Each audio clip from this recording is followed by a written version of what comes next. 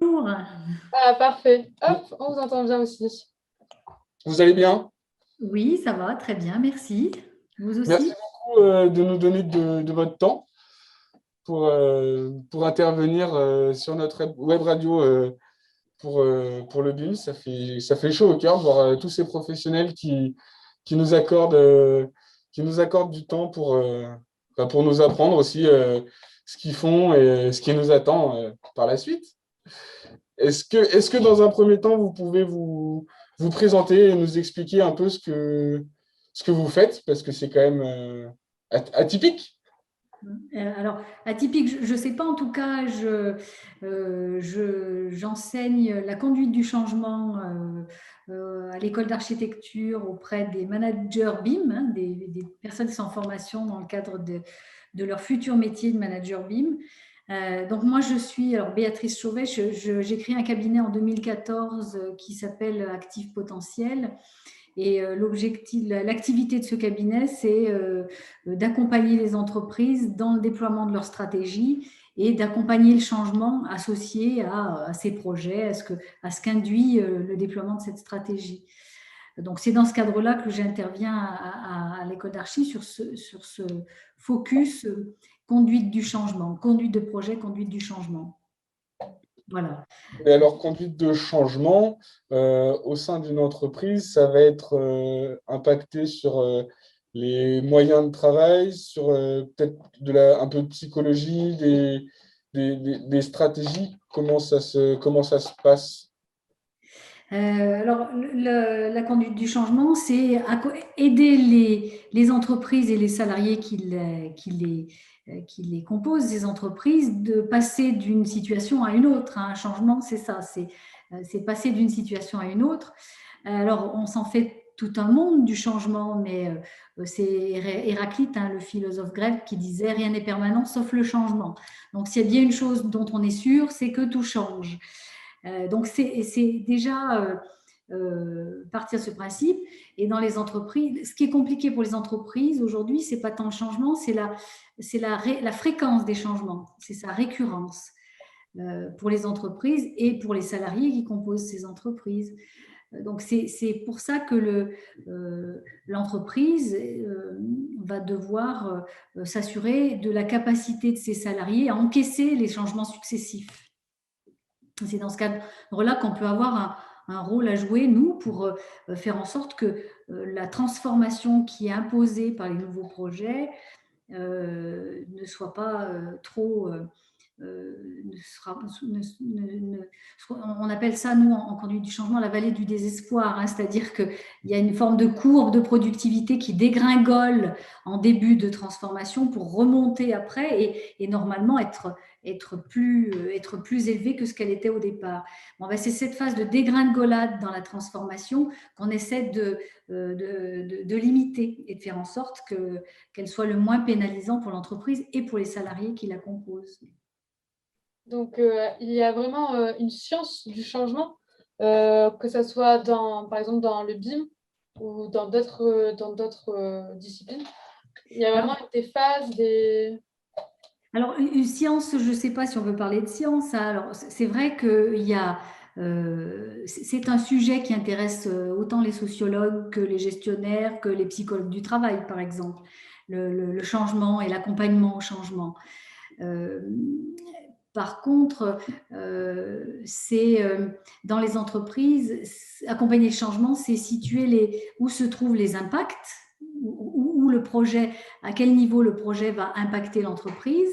Et ces transformations impliquent souvent des crises au niveau de l'organisation, tout comme un changement peut impliquer des crises de transformation chez un individu. L'adolescence, par exemple, en est la caractéristique la plus qu'on connaît tous. Et dans une entreprise, il se passe un peu les mêmes choses. Plus le changement est important, plus il mérite d'être accompagné. Un changement peut aller jusqu'à créer des conflits, des refus de s'inscrire dans le changement. Et cette science, ou on va dire cette approche-là, cette activité-là, c'est d'accompagner, mettre en place un certain nombre de méthodes qui vont permettre aux organisations et aux salariés de mieux vivre les transformations d'une part, pour mieux retrouver de la performance, voire dépasser la performance de départ.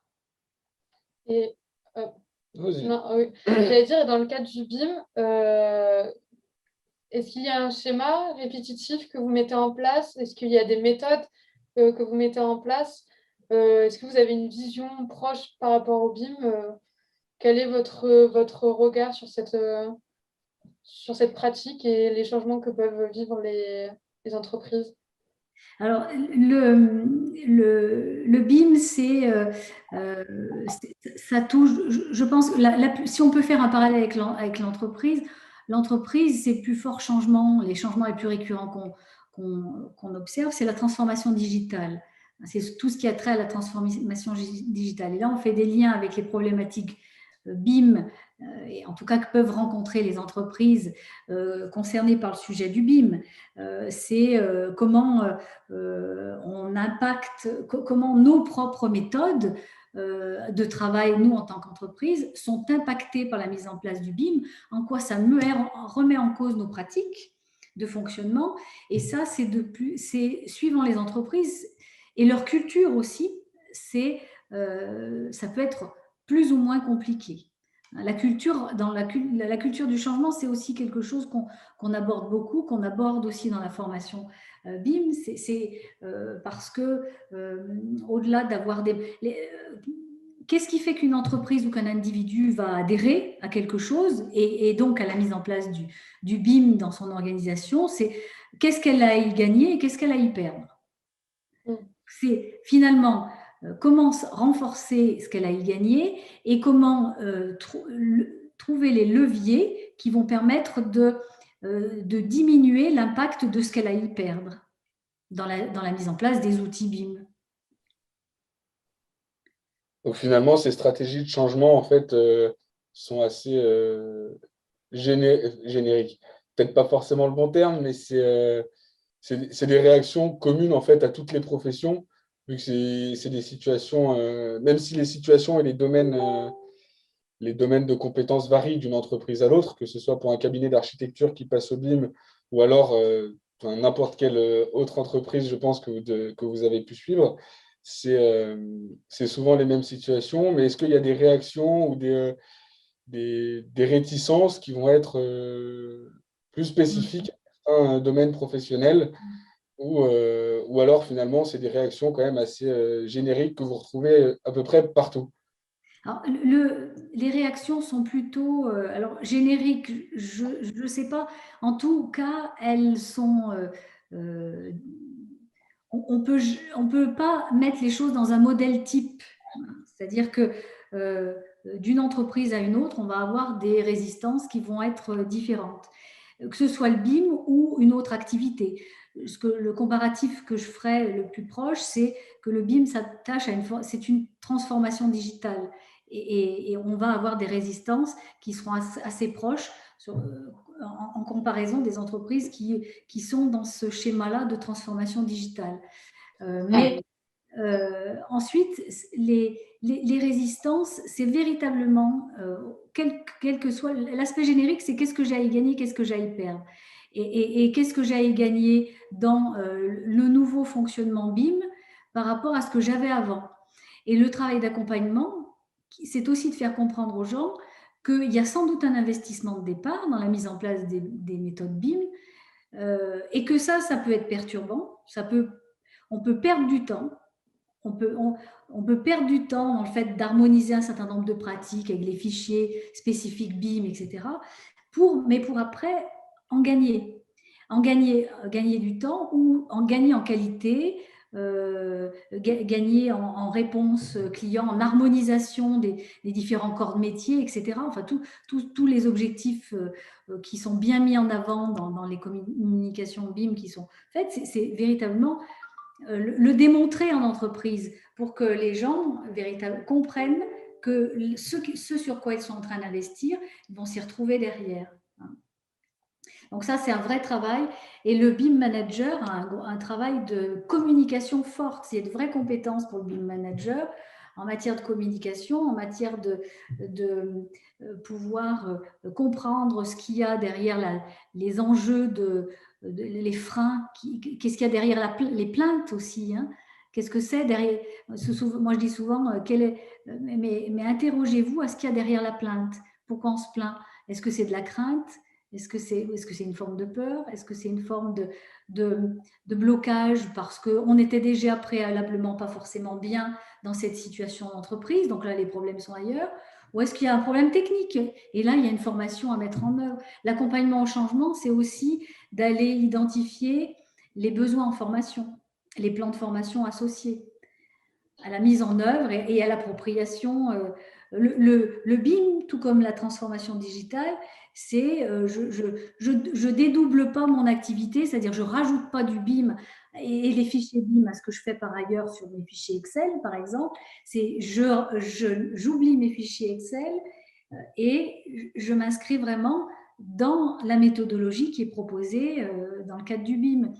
On voit souvent en entreprise, dans le BIM et ailleurs, dans la mise en place du BIM et dans d'autres mises en place, des choses qui sont doublonnées finalement. Et c'est ça qu'il faut éviter. Et c'est à ça qu'on s'intéresse quand on est BIM manager. C'est aussi comment le projet a vraiment été mis en place dans l'entreprise concrètement et comment il est vraiment source d'amélioration des pratiques, véritablement. Et que les gens ne vont pas se doubler parce que culturellement, ils n'ont pas évolué, ils n'ont pas changé leurs habitudes au fond. Ils font juste qu'appliquer quelque chose qu'on leur a demandé d'appliquer parce que on nous demande de le faire et ça nous fait 2 fois plus de travail. Non, il faut vraiment que l'objectif premier du BIM, qui est quand même la performance, améliorer la performance, ce soit ce qu'on en retire à la fin. Voilà, je ne sais pas si je suis bien claire.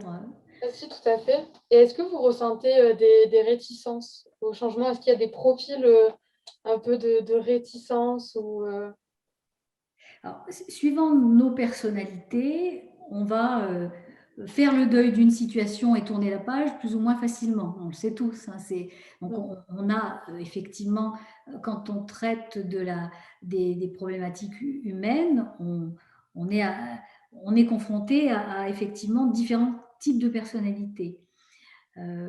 Mais sinon, il n'y a pas de profil vraiment avec des réticences ou pas. On peut avoir des personnes qui vont être réticentes face à une situation, puis qui ne le seront pas forcément face à une autre.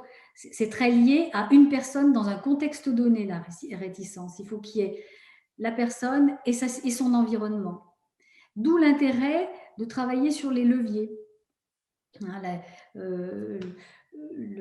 Des fois, il y a des choses toutes bêtes dans le changement qui sont à articuler. Moi, je pense souvent à une personne qui était très réfractaire à un déménagement. Et quand on a creusé, elle nous a dit, oui, mais vous ne vous rendez pas compte, moi, je suis assistante, je fais 30 copies toutes les heures et j'ai le photocopieur dans le schéma à l'autre bout du couloir. D'accord, donc si on met le photocopieur un peu plus près de vous, vous êtes favorable au changement.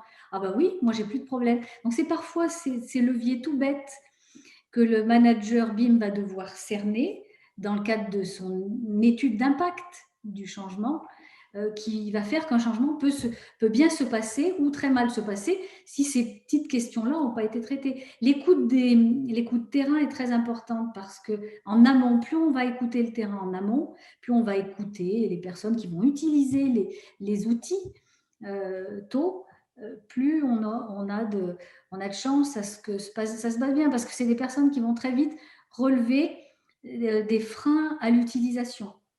Donc, on pourra très rapidement adapter si on tient compte des remarques du terrain assez vite, chose que quand on est sur pour les entreprises un peu plus importantes, si on se limite à une écoute des comités de direction et qui est importante hein, pour le déploiement du changement, mais on a parfois pas les freins effectifs. Hein, on a une image que les comités de direction ont des éventuels freins qui pourraient qui pourraient émerger, mais pas la réalité de certains freins. Donc, c'est toujours bien de faire des analyses d'impact derrière, d'aller questionner, interviewer les gens sur leurs besoins, chose qui est souvent prévue d'ailleurs dans le management de projet.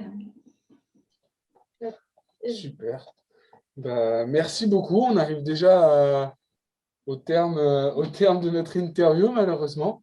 Mais en tout cas, merci beaucoup. C'était super intéressant d'avoir aussi un peu cette dimension d'accompagnement et de suivi de toutes les personnes finalement qui composent une entreprise et venir aussi les réunir sur un changement, mais du coup sur un projet commun. Et c'est très chouette. Merci beaucoup encore. Merci à vous de m'avoir sollicité, au plaisir. Et puis bonne poursuite pour cette action.